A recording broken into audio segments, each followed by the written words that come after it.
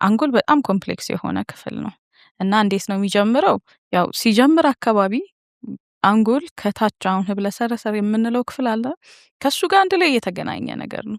ለመጀመሪያ ሲጀምር የሆነ ፍላት ወረቀት ነገር ነው።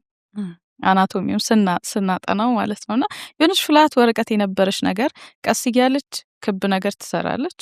ከዛ ያ ክብ ነገር ከኋላም ከፊትም ይዘጋል። ይሄ መዘጋት አለበት፣ ካልተዘጋ ብዙ ችግሮች ስለሚፈጠሩ ከዛ የሆነ አንድ ትልቅ ቲዩብ ነገር ነው የሚሆነው ማለት ነው። ኒውራል ቲዩብ እንለዋለን እኛ።